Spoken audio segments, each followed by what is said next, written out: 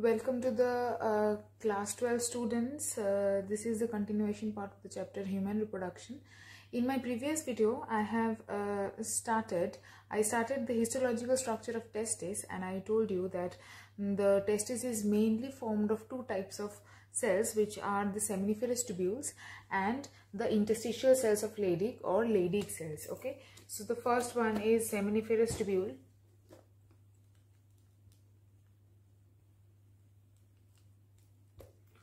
And seminiferous tubule also means the wall of the seminiferous tubule is made up of two types of cells. First one is the spermatogenic cells, and the second one is the Sertoli cells. So we have talked till this much. We have discussed till this much of the seminiferous tubules, and now today we are going to talk about the Leydig cells. Okay, so I hope it is clear to you all what seminiferous tubules are, what is the structure and location of the spermatogenic cells, the different stages of the spermatogenic cells. As I have told you, there are 5 stages of spermatogenic cells, which are spermatogonia, primary spermatocyte, secondary spermatocyte, spermacetid, and spermatozoa, which is the final and the matured stage of sperm. That means the matured sperm. Okay, and the other type of cells are the Sertoli cells. So I hope till this much it is clear. So let's move on with the Leydig cells. Okay, so students, previously I have told you that the histological structure of testis is made up of mainly two types of cells, which are seminiferous tubules and the Leydig cells. And further, the seminiferous tubules, the wall of them are made up of two types of cells, which are the spermatogenic cells and the Sertoli cells. Those also I have discussed in details, and I have told you that the spermatogenic cells, there are different stages. That means 5 stages are there, from outside to inside, and towards inside the maturity is increasing. The different types of spermatogenic or the phases of the spermatogenic cells are spermatogonia, primary spermatocyte, secondary spermatocyte, spermatid, spermatozoa. We have also discussed about the Sertoli cells and their structure and their function. Now it's time for the Leydig cells. So where are these Leydig cells found? These Leydig cells, as you can see, it is here. They are large polyhedral cells. Polyhedral means they can have many sides or many heads. As you can see here, there is no particular structure of these cells, and they are found inside the stroma, in between the seminiferous tubule. So here, this is one seminiferous tubule, right? And here is another seminiferous tubule. So between two seminiferous tubule lies the Leydig cells, which are found within the matrix of the testis. That means matrix is the base part of the testis, and within the matrix the seminiferous tubules are located. So between two adjacent seminiferous tubules, that inter-seminiferous tubule location is made up of Leydig cells, which are large polyhedral cells. Okay, and their diameter is about 50 to 20 micrometer, and they contain round fat granules. As you can see, these granules are found. Okay, so the round fat granules are found within the Leydig cells. And what is their function? Their main function is to secrete the testosterone hormone. We all know that the testosterone hormone is the male sex hormone or the male reproductive hormone, and if we are asked the exact site of origin of testosterone hormone, we can say the interstitial cells of Leydig of testis is the location where the testosterone hormone is produced. Okay, so I hope the histological structure of testis is clear to you all.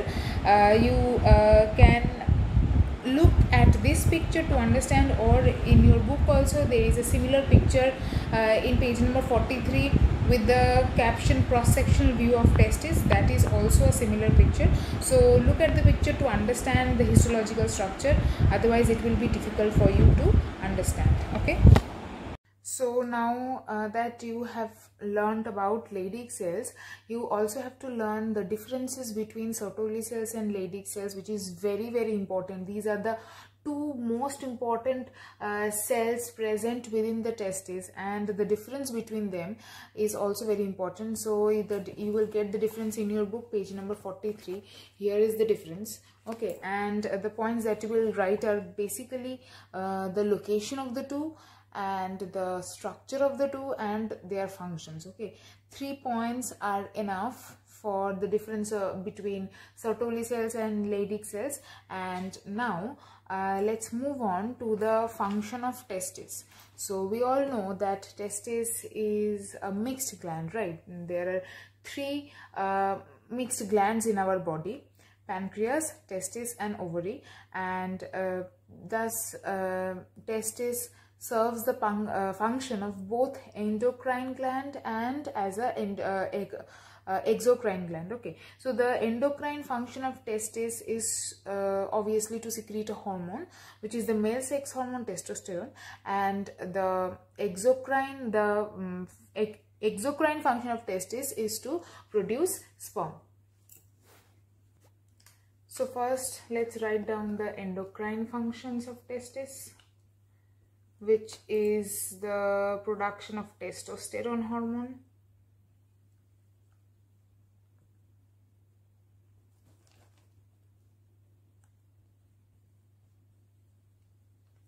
and the exocrine function is the production of sperm. So these are the 2 main functions of the testis, which is the primary sex organ in male body. And now let's talk about the functions of testosterone. So we all know what the testosterone, which is the male sex organ, does in the male body. It helps in the growth of testis after puberty. Means after puberty, the changes start taking place in the male body, and one of the main changes is the growth of the testis.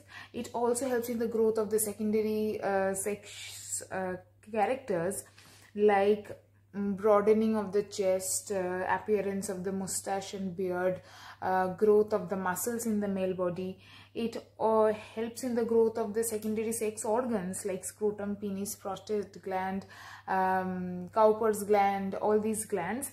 And it helps in spermatogenesis, obviously the production of sperm. It increases the BMR, which is the basal metabolic rate. The BMR of males are slightly higher than that of the females, and the reason for that is testosterone. It helps in the growth of bone and muscle.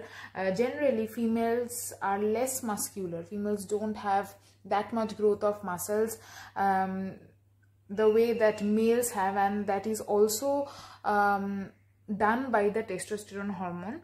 And the overall growth and development of the male body is done by the testosterone. Okay, so we will continue with the histological structure of ovary in the next video, and there we will talk in details about how the cross section of the ovary looks and what type of cells make the ovary. Okay, thank you.